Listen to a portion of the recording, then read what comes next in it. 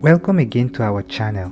This is a review session, and today we will look at the new Electoral Act that was passed into law precisely on the 25th day of February 2022. Sadly, there are already attempts to amend a bill that was just baptized with presidential accent on the grounds that some of its provisions go against the grain of our constitution. Nigeria, my country. Not to imply anything, but for goodness sake, has the constitution changed from what it was since before the bill was submitted for presidential assent? Or wasn't it thoroughly reviewed before it was signed into law? It is this... Anyway, we decided to bring you these reviews showing cardinal and notable developments in the new Electoral Act.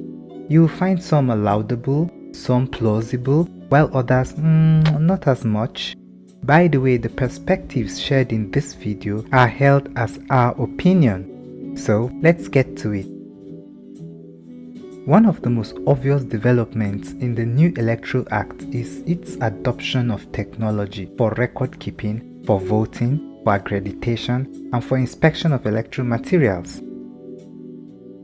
On record keeping, the Act introduces a mandatory proviso for the Commission, which is INEC, to keep the register of voters in electronic format in addition to printed or paper-based formats. To satisfy requirements for electronic display of voters' registers, INEC can either use its official website or create any other website for this purpose. Well, this isn't the first time electoral enactments recognize INEC's official website for dissemination of information. This way, the general public can review it and individuals can object to, make complaints on, and process any corrections to details captured in the register. This new electronic register must be displayed online for any 7 consecutive days, not later than 90 days before elections. That is, any time before the closure of the register.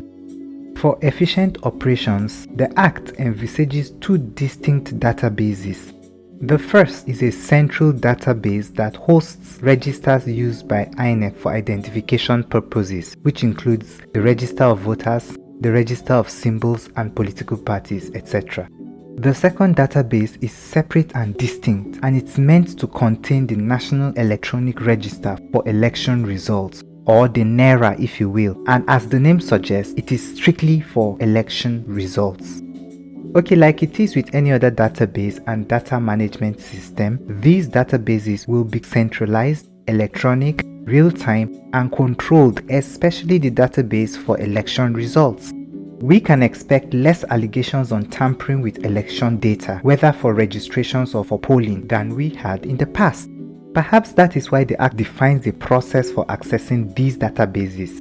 For example, data on election results will only be available to a person as certified copies upon payment of the necessary fees pursuant to an application. Apart from controlled access to these databases, we can also expect higher degree of accuracy of election data, especially as affecting election results. To have, build, or maintain these databases, INEC must deploy some sort of data management technology. This ordinarily should enhance the integrity and accuracy of election data. The Act also allows the deployment of technology in form of gadgets to be used either for polling or for accreditation purposes. For polling purposes, INEC has an option to provide either suitable ballot boxes or electronic voting machines, including any other voting device possible. This seems as a good development for adoption of electronic voting in Nigeria. The only problem is that the Act never made it mandatory. This means that electronic voting may or may not be adopted, and if adopted, may or may not be uniform. EVMs may be used here and not there, or for this election and not for that. Who is to say? With this much assistance from technology, it is still shocking that the Act prevents individuals from questioning, challenging, or securing cancellation of an election whose results have mistakes, conflicts, and inconsistencies in dates. Shouldn't election results be more error-free than they were in times past? Anyway, moving on. That aside, for accreditation purposes, the law mandates the use of only smart card readers or other similar devices that INEC prescribes. Smart card readers only read smart cards. hence the need to revalidate your voter's card. Simpliciter, there is no more physical accreditation by manual checking of voters' registers. And from the general intendment of the Act, INEC is to make arrangements for on-site replacement of these card readers where and as they get faulty. Should a card reader fail to function and there is no replacement, then elections held in that polling unit is not just cancelled, but will only be rescheduled if INEC is satisfied that the result from that unit will substantially affect the final outcome of the elections.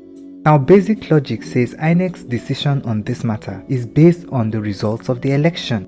Well, typically the results are based on accredited voters minus invalid votes.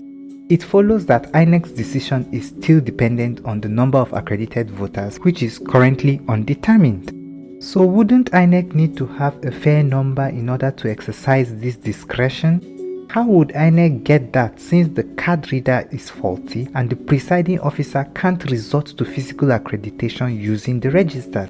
The only data INEC has to work with here will be the number of registered voters or the number of revalidated cards in the ward or previous records of voter turnouts in that ward. So, can recourse be made to the list of registered voters or the list of revalidated cards in the ward? Wouldn't these numbers skew the election result unfairly, especially since high registration, low turnout is a common trend for most wards in Nigeria?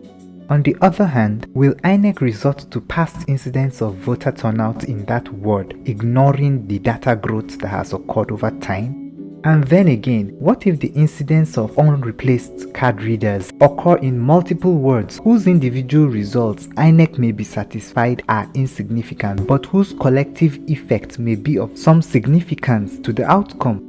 Legislative attention should have been lavished on this clause, since it is hard to see how INEC is to satisfy itself of the significance or otherwise of results from a ward absent any parameters whatsoever for exercise of this discretion. By and large, this proviso, if INEC is satisfied, is a tall order. Elections are about specifics, and doling out a discretion for such a data set on such a scale may botch credibility. Finally, on inspection of electoral materials. Unlike before, this new act allows taking of actual records and video evidence during inspection of electoral materials by either polling agents, accredited observers present, or INEC officials. This inspection is important because the act adopts the concept of deemed approval. So, a political party may legally lose the right to complain of unlawful exclusion upon failure to inspect samples of election materials themselves. Good one here. And in this dispensation where the Evidence Act allows admissibility of electronically generated evidence, these video records will come in handy. Well, that's how much of technology the Act accommodates. We will draw the curtain here. On our end, we will bring you more information on developments on the new Electoral Act in time. As usual, do let us know in the comments box below or via our email if you need further clarification on any of the subjects in this video. See you in the next video. Thank you for watching.